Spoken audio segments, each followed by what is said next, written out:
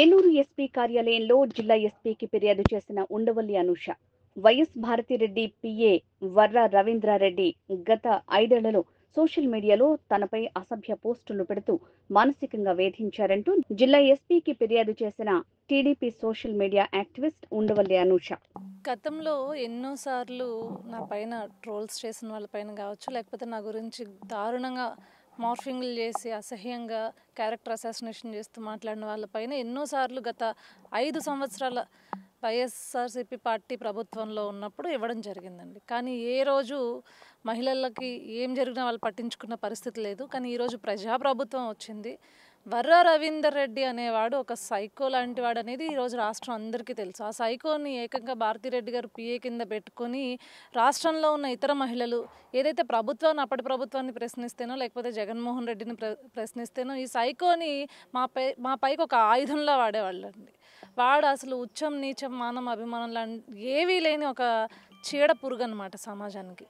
ఆ చీడ పురుగు ఈరోజు ఇవన్నీ మా పైన చేసిన వ్యక్తిగత దాడులు కావచ్చు, లేదంటే నా పైన చేసిన అలిగేషన్స్ కావచ్చు, వాటన్నిటికీ సమాధానం చెప్పాలని, వాటన్నిటిపైన శిక్ష పడాలి అని చెప్పేసి ఈరోజు ఎస్పీ గారి వరకు వచ్చి ఒక కంప్లైంట్ని ఇవ్వడం జరిగింది. సార్ కూడా అవన్నీ చూసి అయితే నిజంగా ఒక మనిషి అయితే ఇలాంటివి పెట్టరు అని చెప్పేసి చెప్పడం జరిగింది. నిన్న స్వయంగా అలాంటి ఒక క్రూర మృగాన్ని వెనకేసుకొస్తూ ఎక్స్ సీఎం జగన్మోహన్ రెడ్డి గారు అతన్ని వెనకేసుకొస్తూ అతను ఏదో అమాయకుడు, లేకపోతే అతడు అసలు ఏమీ తెలియదు అన్నట్లు మాట్లాడుతున్నాడు. అతని గురించి యావత్ రాష్ట్రం మొత్తం తెలుసండి. అతను ఎట్లాంటి దుర్మార్గుడు అనేది. జనరల్గా రేపిస్టులు అంటారు, వాళ్ళు ఫిజికల్గా అటాక్ చేస్తారు. వీడు ఏవైతే తెలుగుదేశం పార్టీ ఆడబిడ్డలను కావచ్చు, లేకపోతే జనసేన ఆడబిడ్డలను కావచ్చు, కూటమి ప్రభుత్వంలో ఉన్న బీజేపీ ఆడబిడ్డలను కావచ్చు, ఎవరైనా సరే ప్రశ్నిస్తే చాలు మమ్మల్ని మానసిక అత్యాచారం ప్రతిరోజు నిత్యం చేస్తూనే ఉన్నాడు.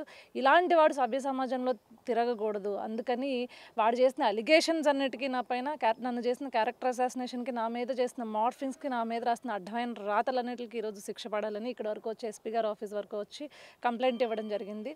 సార్ కూడా ఖచ్చితంగా దానిపైన యాక్షన్ తీసుకుంటాను. అలాంటి వాడిని వదిలే ప్రసక్తే లేదు. ఎవరైతే ఇక్కడ సీఎం గారి క్లియర్గా అసెంబ్లీలో కూడా నిన్న చెప్పడం జరిగింది, ఆడబిడ్డల్ని ఎవరైనా తప్పుడు రాతలు రాస్తే కఠినమైన శిక్షలు ఉంటాయి అని చెప్పేసి, వాళ్ళని వదిలే ప్రసక్తే లేదని చెప్పింది. సో అదేవిధంగా ఇది ఆడబిడ్డల యొక్క మాన ప్రాణాలకే కాదండి, వారి యొక్క క్యారెక్టర్కి కూడా ఈరోజు ఆంధ్ర రాష్ట్రంలో రక్షణ కల్పిస్తూ తీసుకుంటున్న నిర్ణయాలని నిజంగా హర్షించాలి మనం. ఈరోజు ప్రజాప్రభుత్వం కాబట్టి పోలీసులు కూడా గత 5 ఏళ్ళు కూడా ఎప్పుడు పట్టించుకొని వాళ్ళు ఈరోజు నిర్భయంగా, ఈరోజు మహిళనైనా నేను కూడా ఇలా కంప్లైంట్ ఇవ్వడానికి స్వేచ్ఛనిచ్చినందుకు ముందుగా ఆంధ్ర రాష్ట్ర ప్రభుత్వానికి కృతజ్ఞతలు తెలుపుకుంటూ క్షమించే ప్రసక్తే లేదండి. ఎందుకంటే మనము హత్య చేస్తాను క్షమించండి అని అంటే కుదురుతుందండి. గత 5 సంవత్సరాలుగా ఇష్టారీతన వీళ్ళపైన ఎవరు మనల్ని ఏం మాట్లాడట్లేదు అని చెప్పేసి, అసలు సభ్య సమాజంలో జనరల్గా ఇంట్లో మామూలుగా రోడ్డు మీద కూడా మాట్లాడుకొని మాటల్ని మీరు సోషల్ మీడియా వేదికగా రికార్డులు చేసి బూతులు తిట్టి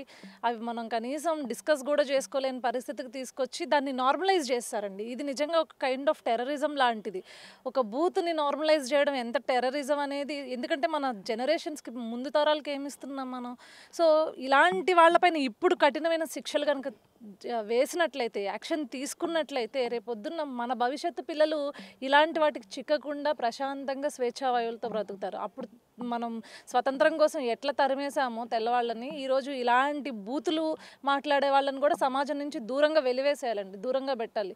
సో ఖచ్చితంగా ఇట్లాంటి వాటిపైన కఠినమైన యాక్షన్ తీసుకోవాలి. వాళ్ళు క్షమించమని చెప్పినా క్షమించే ప్రసక్తే ఉండదు, అది క్లియర్గా చెప్పారు. కుటుంబ ప్రభుత్వం ఆల్రెడీ అనౌన్స్ కూడా చేసింది క్షమించమని చెప్పి.